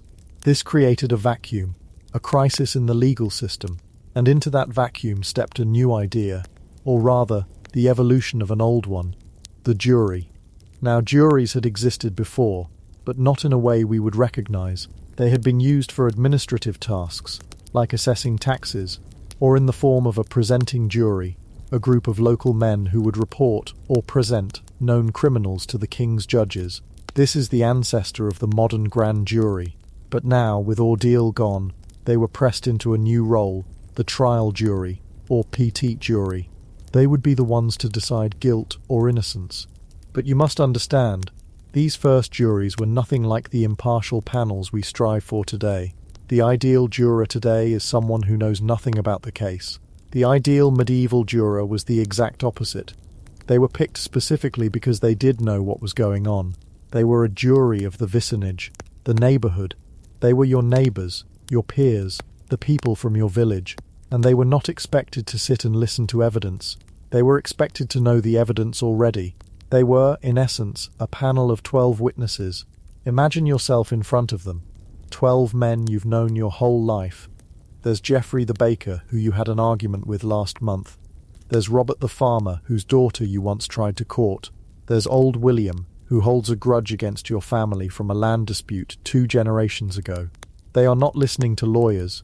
You don't have a lawyer. You have to speak for yourself. You tell your side of the story. Your accuser tells his. And then the jury, they just talk amongst themselves. They pool their knowledge. Well, one might say, I saw him near the victim's sheep pasture that night. Another might add, but his wife said he was home with a fever. A third might pipe up, he's always been an honest man, but his brother is a known liar. They weren't judging the facts of the case in isolation. They were judging you, your character, your reputation, your history, your family's history. It was an intensely personal and often deeply prejudiced system. An outsider, a stranger to the village, stood almost no chance.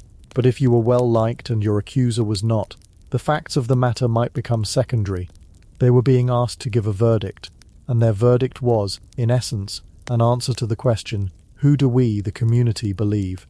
This new system wasn't universally popular, especially not with the accused. Many people, strangely enough, preferred the ordeal. With the ordeal, your fate was in God's hands. It was terrifying, yes, but it was also seen as impartial. A jury, on the other hand, their fate was in the hands of their neighbours, with all their petty squabbles, jealousies and long-held grudges. It felt like a step down from the divine to the mundane. In fact, so many people refused to be tried by a jury that the courts had to invent a way to force them. An accused person had to formally agree to a jury trial. And if you refused, if you stood mute of malice before the court, then you would be subjected to one of the cruelest procedures in English law, peine forte et dure, strong and harsh punishment.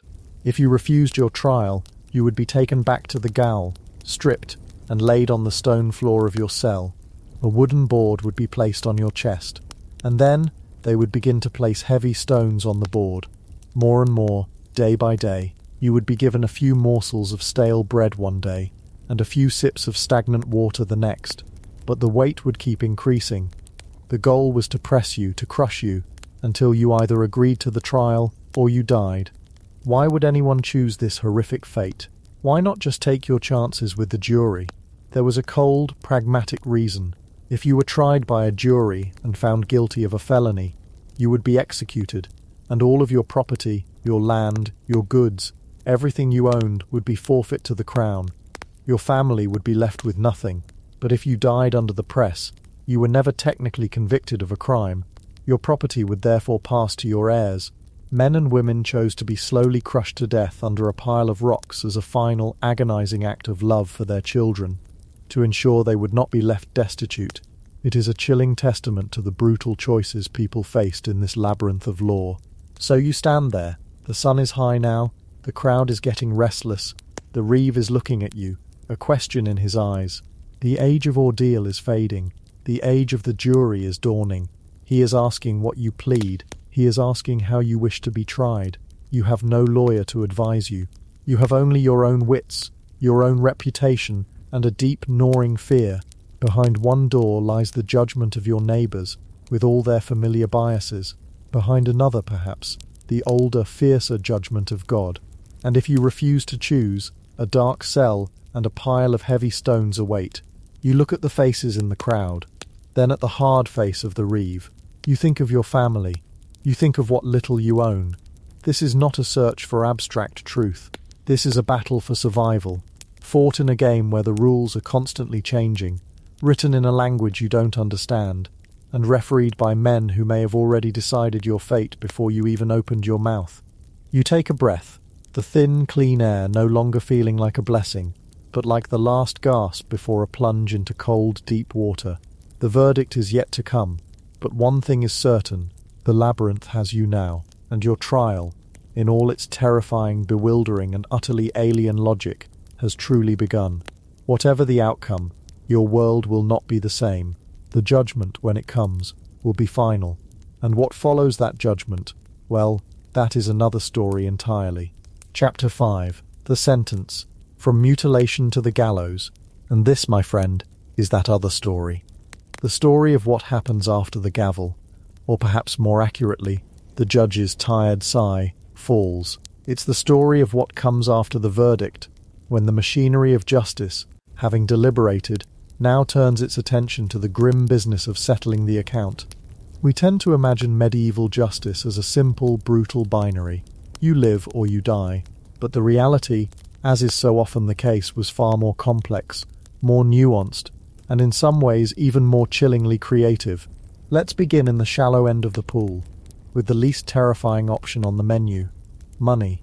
For a surprising number of offences, particularly in the earlier medieval period, the primary form of justice wasn't about punishment, but about restitution. It was about making things right, or as right as they could be, by putting a price on the harm done. This was a world governed by a concept known as wergild, a wonderful Old English term that literally translates to man price or man payment. Imagine a vast, intricate, and morbidly fascinating price list drawn up by society that covered almost any injury you could inflict upon another person. Every part of the body, every social standing, had a specific value. You knock out your neighbour's front tooth? There's a fee for that. You break his arm in a tavern brawl? A different, higher fee. You injure his prize-winning ox? That had a price too, sometimes higher than the arm. This wasn't about abstract justice. It was about preventing a blood feud. It was a societal pressure valve. Instead of your family coming to knock out my tooth in revenge, which would then lead to my family breaking their arms, and so on, until the village was populated entirely by toothless, one-armed cousins. The community stepped in and said, "All right, settle down. Pay the man his shilling for the tooth, and let's all get back to worrying about the harvest." The wergild was a mirror of the society that created it. Your price, your value in this system, was tied directly to your station. The life of a king or a high-ranking noble was worth a fortune, a sum so vast no single person could ever hope to pay it. The life of a free peasant, a ceorl, was worth considerably less, and the life of a serf tied to the land was worth less still. It's a stark and uncomfortable truth. Justice was not blind. It peeked under the blindfold to check the size of your estate and the importance of your surname. If a noble killed a peasant, the wergild might be an inconvenience. If a peasant killed a noble, the debt was impossible to pay, and that's when the other, darker forms of justice would come into play. As the centuries wore on, kings and lords began to realize there was a profit to be made in justice. They started to insert themselves into this equation. It wasn't just about the victim anymore. It was about the king's peace.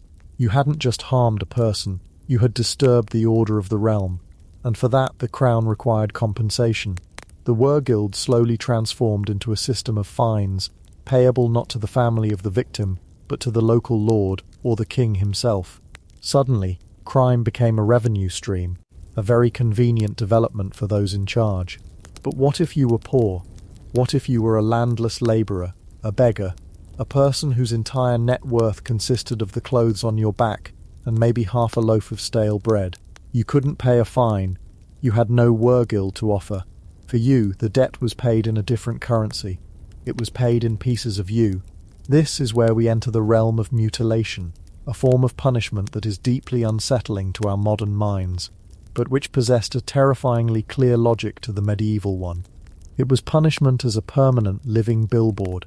If a man was caught stealing, his hand might be cut off. Why? For two reasons. First, it made it physically much harder for him to steal again. But more importantly, for the rest of his life, wherever he went, everyone who saw him would know instantly what he was. He was a thief. He carried his crime on his body. He was a walking sermon on the consequences of theft, a more powerful deterrent than any written law or spoken threat. The punishments were often tailored to the crime, with a kind of poetic cruelty. A poacher caught hunting in the king's forest might be blinded, so he could never again draw a bead on a royal deer. A gossip or a spreader of seditious rumours might have their tongue pierced or cut out. A perjurer who swore a false oath in court might have his hand struck off the very hand he placed on the Bible to make his vow. This wasn't random brutality. It was a calculated, symbolic language of pain, designed to be read and understood by an illiterate populace. Imagine the quiet horror of it.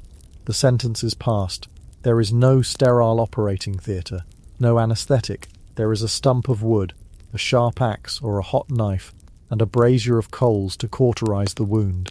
Not out of mercy, but to prevent the walking advertisement from bleeding to death before the message could be properly displayed. The rest of your life would be defined by that moment, by the part of you that was missing.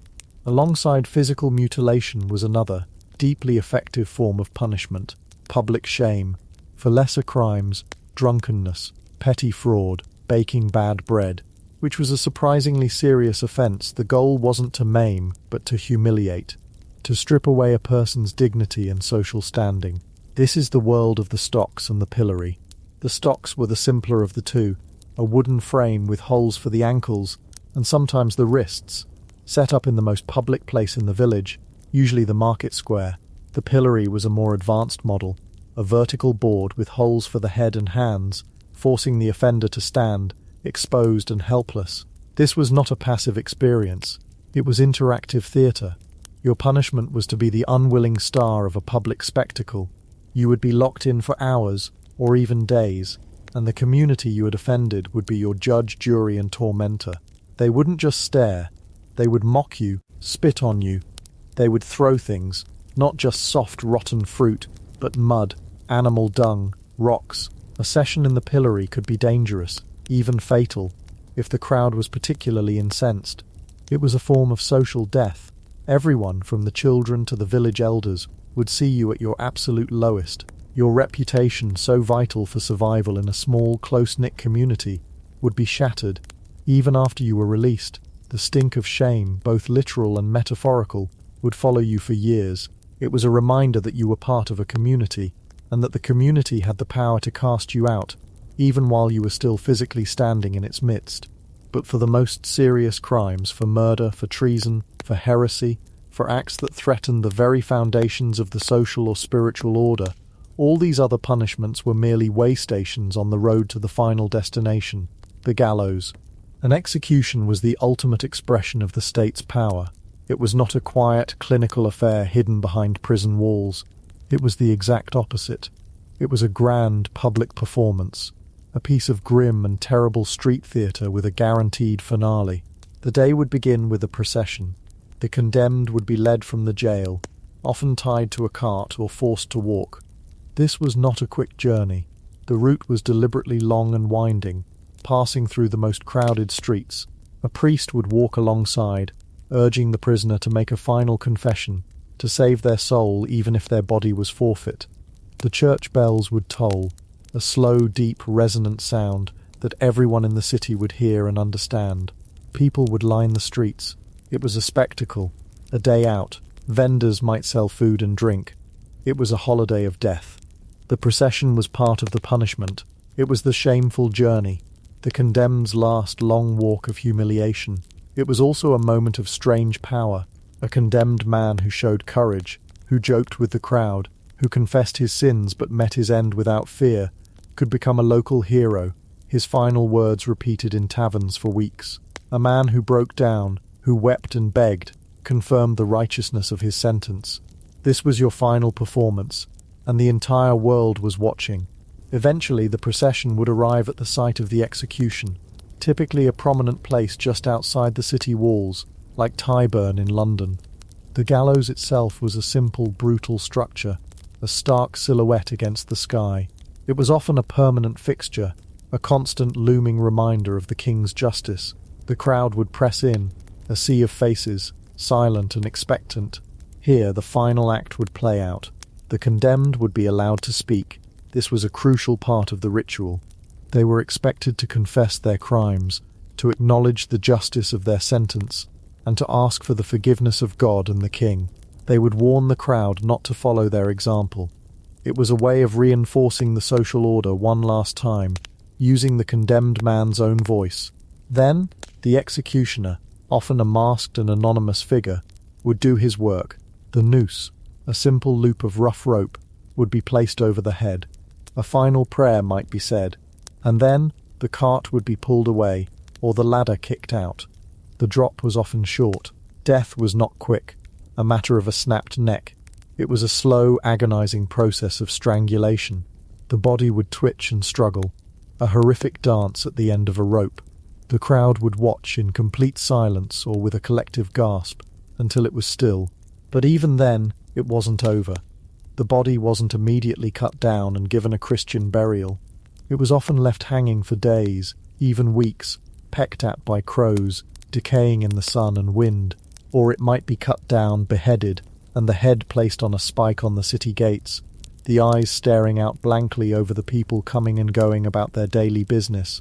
Like the thief's missing hand, the body on the gallows was a message. It was a warning. It said, "This is what happens when you defy the law. This is the power of the king. This is the fate of those who step outside the bounds of our world." It was justice, not as a concept, but as a physical, rotting fact, etched into the landscape and the memory of everyone who saw it. From a simple fine for a bruised ego to the final public agony on the gallows, the medieval sentence was a story told on the human body, a brutal, unforgettable lesson for all to see. And as the sun would set on the gallows, casting a long shadow over the fields, the quiet promise it made was that a new day would bring new crimes, new judgments, and the absolute certainty that the machinery of justice, once started, would grind on relentlessly. Chapter 6. Loopholes and Lifelines. Sanctuary, pardon, and benefit of clergy. And yet, for all the terrible grinding of those gears, for all the finality of the gallows' shadow, that relentless machine of justice wasn't perfect. It was a human creation after all. And like anything built by human hands, it had cracks. It had strange voids in its logic, moments of inexplicable mercy, and back doors left carelessly unlocked. For the desperate, the clever, or the simply fortunate, the absolute certainty of justice could sometimes dissolve into a negotiable reality. The story wasn't always a straight line from the accusation to the rope. Sometimes, just sometimes, there were other paths. There were lifelines, tangled and strange, offered by God, the king, or one's own 2 feet. And it's in these loopholes, these frantic escapes and bizarre legal fictions, that we find some of the most fascinating and deeply human stories of the entire medieval world. The story of what happens when the grinding machinery of justice simply slips a gear. Imagine the scene. A man, let's call him Thomas, has just done something terrible, perhaps in a drunken rage at the local alehouse. A dagger was drawn, and another man now lies still in the mud. The shouting has begun, the hue and cry is being raised, and Thomas knows, with the cold certainty of impending doom, that his life as he knows it is over. The village constable, the reeve, maybe even the sheriff's men are coming. The Gaol awaits, then the judge, and then, almost certainly, the gallows. But he has one chance, one desperate, breathless, panicked sprint against the dying of the light. He isn't running home. He isn't running for the woods. He is running for the church. This was the ancient rite of sanctuary, a concept so old it felt woven into the very fabric of the land. The belief was simple. The ground consecrated to God was subject to God's law first. and the king's law second. To spill blood, or enact secular justice within the walls of a church, was a profound act of sacrilege, an offence against the divine order itself. And so, if a fugitive, a felon, could physically reach the church grounds, if they could lay a hand on the door, or better yet grab hold of the special sanctuary ring or knocker that many churches had for this very purpose, they were for a time safe. It's hard for us to truly grasp the power of this moment. Think of it as a divine force field, an invisible barrier that the full, terrifying weight of the law could not penetrate. The mob might be screaming for blood just outside the churchyard wall. The sheriff might be standing there, red-faced and furious, but they were powerless. Inside, Thomas, gasping for air, his lungs burning, his heart hammering against his ribs, is untouchable. He has triggered a sacred and legally binding timeout. He would often signal his arrival by ringing the church bell, a specific pattern of chimes that told the whole village not that it was time for prayer, but that a soul had sought refuge. The parish priest would come, and the process would begin. Life in sanctuary, however, was not a pleasant vacation. It was a legal limbo, a claustrophobic waiting room between one life and the next. For 40 days, the fugitive was entitled to protection within the church walls. He was to be fed and given water, usually the barest minimum provided by the parish. He wasn't a guest, he was a problem to be managed. And the space itself.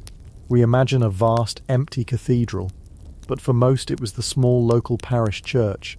Thomas would be confined to the building, sleeping on the cold stone floor, perhaps with a bit of straw if he was lucky. He wasn't alone. Other fugitives might be there, each with their own desperate story, creating a tense, sullen community of the damned. The air would be thick with the smell of unwashed bodies, fear and stale bread, a strange and unsettling counterpoint to the lingering scent of incense and old stone. The world outside went on. He could hear the sounds of the village, the blacksmith's hammer, the laughter of children, the lowing of cattle, all the mundane symphony of a life he had just forfeited. All the while, a guard, often paid for by the victim's family, would be posted outside the church doors day and night, ensuring he didn't simply slip away. The sanctuary was a haven, but it was also a prison, and all through this 40-day period, the clock was ticking. The coroner would arrive, not to investigate the death, but to administrate the fugitive's choice. Because at the end of the 40 days, Thomas did not simply walk free. He was presented with two options, each of them a kind of death. Option 1, he could leave the sanctuary and submit to the law, to stand trial for his crime. Given the often foregone conclusions of such trials, this was essentially choosing to face the gallows. It was a choice few ever made. This led to the second, and far more dramatic option, abjuration of the realm. This was a formal, legally binding procedure, a piece of grim medieval theatre. Before the coroner and assembled townsfolk standing on the church steps, Thomas had to confess his crime in full, public detail. He would hold a Bible and swear a solemn oath to forsake the kingdom of England forever. He was, in effect, choosing exile over death. He was agreeing to become a ghost, to erase himself from the map of his own life.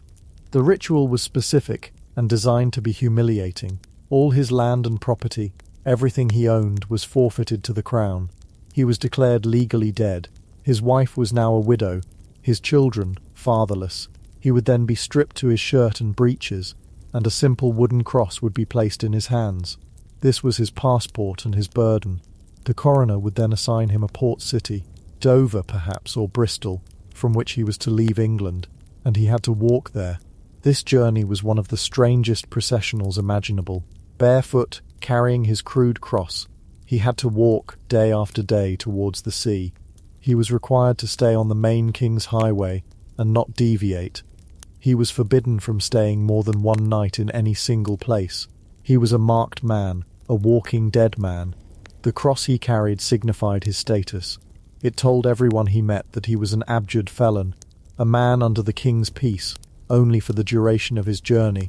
To harm him was technically a crime, but it was a rule often observed in the breach. He was vulnerable, an easy target for anyone with an old grudge, or a simple desire for what little he might have. Every town he passed through, he would be stared at, whispered about, perhaps have stones or refuse thrown at him. He was a living embodiment of sin and punishment, a walking cautionary tale. If he reached the port within the allotted time, he was to seek out the first available ship sailing to foreign lands. He had to pay his own passage, often by working on the vessel. He couldn't choose his destination. He simply had to get on a boat and go wherever it was headed. And once that ship left the shore, he could never, ever return. To do so meant immediate execution, with no trial, no appeal. The abjuration was a final, irrevocable severing. He had traded a quick death on the gallows for the slow death of permanent exile, a life adrift in a world where he had no home, no name, and no past. A terrifying choice, but a choice nonetheless. A crack in the stone wall of absolute justice. But what if you weren't near a church? What if your crime was committed in a place where a desperate sprint to holy ground wasn't an option? The medieval legal system, in its infinite and often baffling complexity, offered another potential escape route, one that relied not on speed or piety, but on literacy, or, at least, the convincing appearance of it. This was the famous, or infamous, benefit of clergy. In its origins, the principle was straightforward. Clergymen, priests, deacons, monks, anyone who had taken holy orders, were considered servants of God first and subjects of the king second.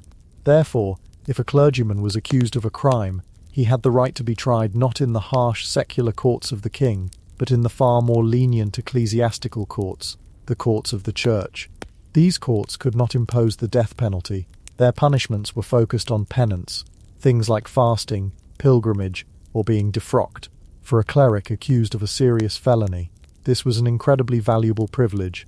It was, quite literally, a lifesaver. But over time, the definition of clergy began to stretch. The lines blurred. Who exactly counted?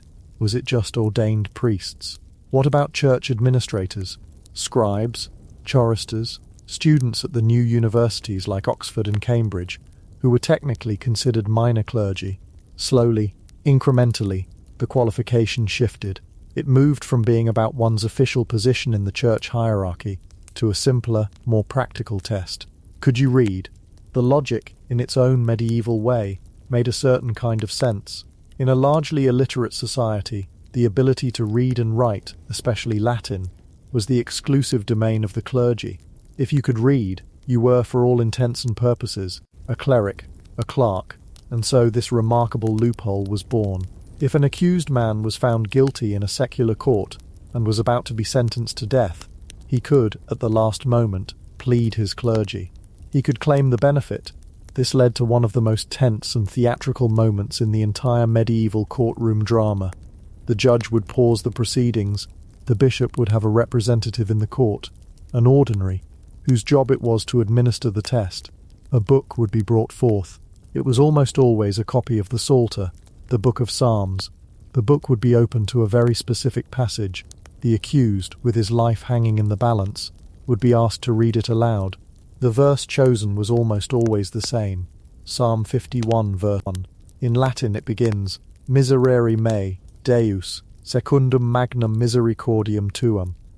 Have mercy on me, O God, according to thy great mercy. The profound irony was seemingly lost on everyone. Here was a convicted felon, literally begging for mercy from the court by reading a biblical passage about begging for mercy from God. It was a verse that became so intrinsically linked with this life or death test that it earned a grim slang nickname, the neck verse, because if you could read it, it would save your neck from the noose. Imagine the scene.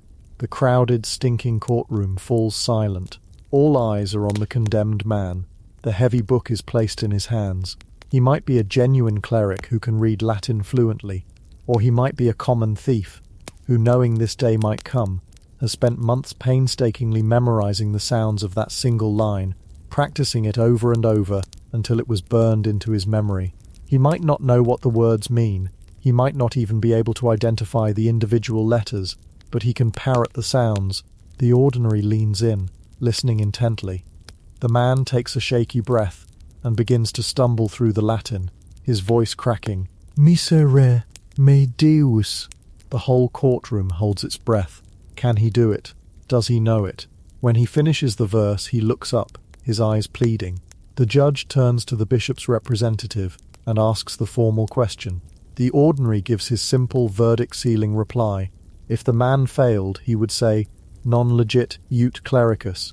He does not read as a cleric, and the man would be taken straight to the gallows. But if he succeeded, even by bluffing his way through, the ordinary would declare legit ut clericus. He reads as a cleric. A collective sigh of relief would ripple through the court. The man had passed. He had proven himself by this strange legal fiction to be a member of the clergy.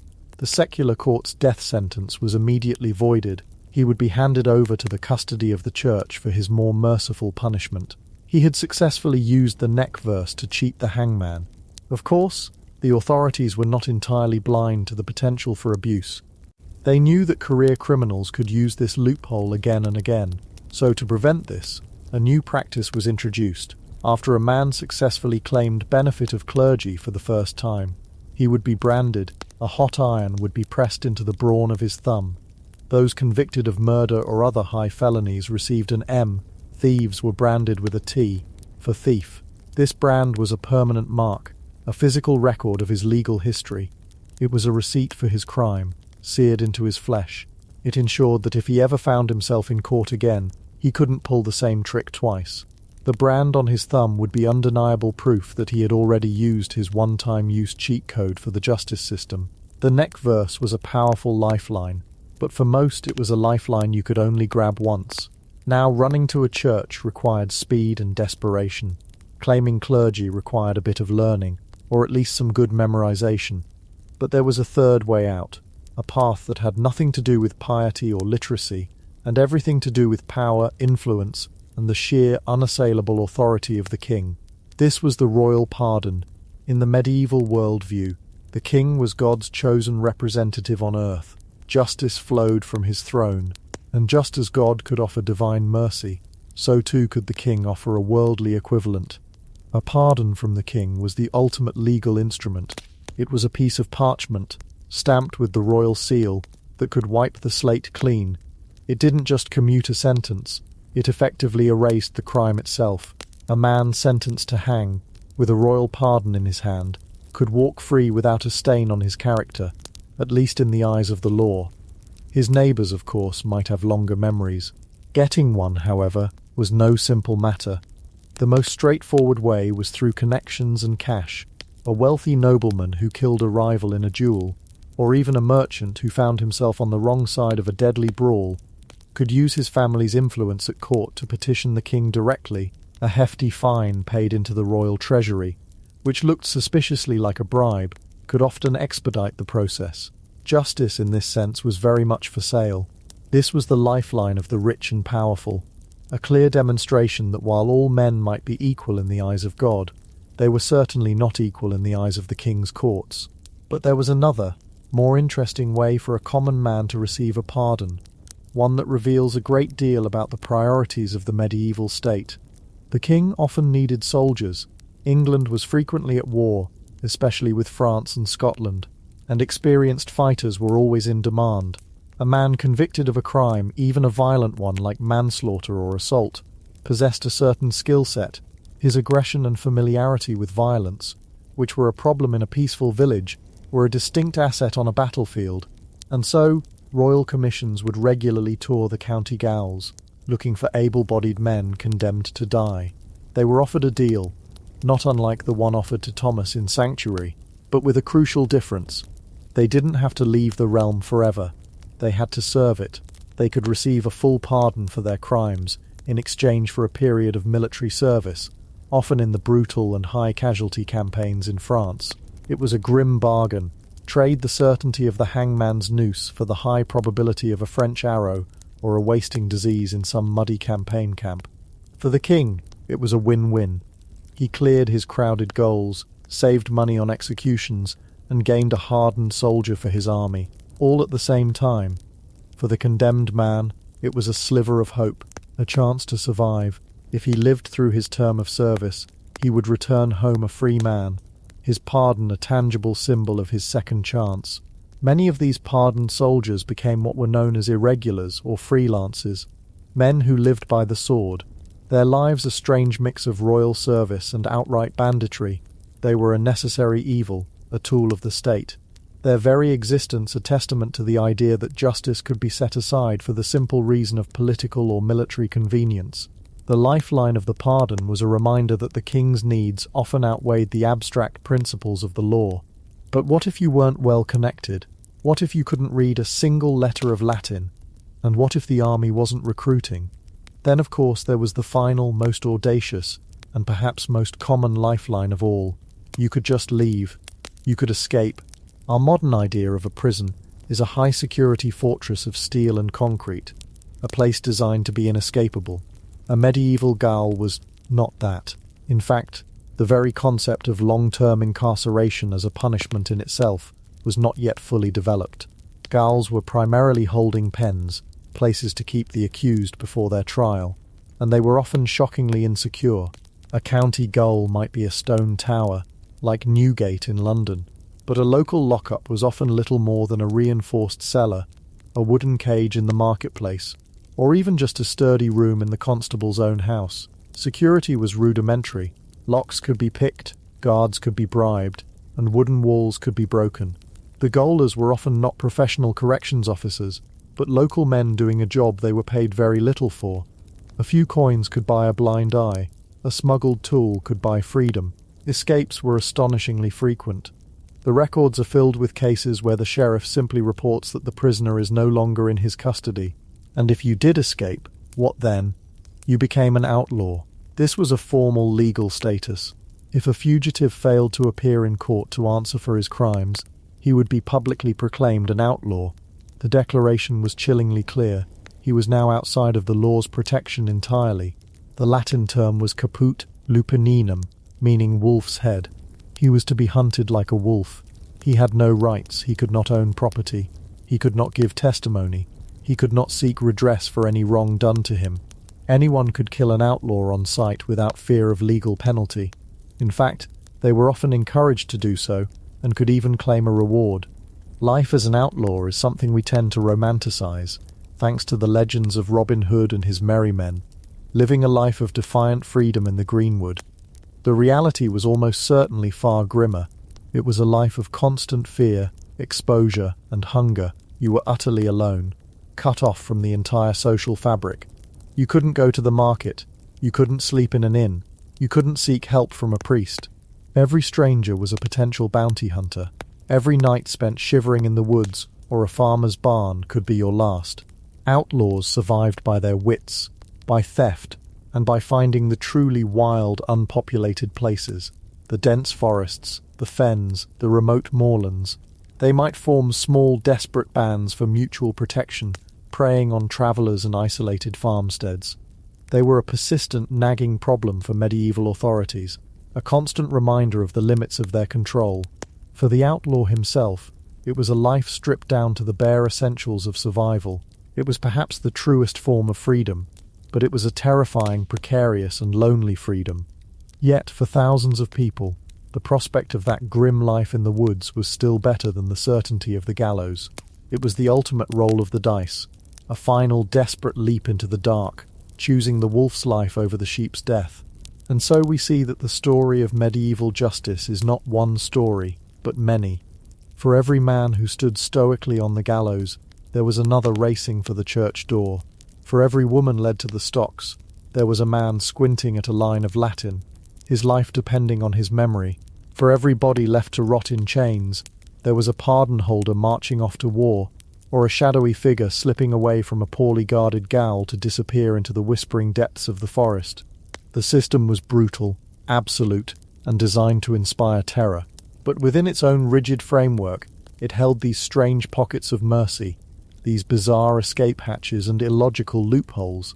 They reveal a world struggling to reconcile the unyielding demands of justice with the complexities of human frailty, the power of the church, the needs of the state, and the simple, enduring, desperate human instinct to survive.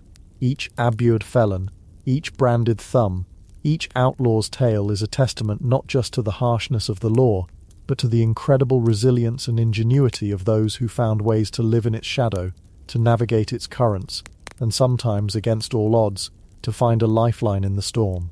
It was a dance between damnation and deliverance, played out every day in the courts, cathedrals, and dark forests of a world that was at once terrifyingly rigid and surprisingly full of unseen exits, and as the sun would set, it would cast its light not just on the gallows, but on the distant port where a ship of exiles was setting sail, carrying its passengers away from a life that was over and towards one that had not yet begun, a quiet, uncertain, and deeply human end to the story.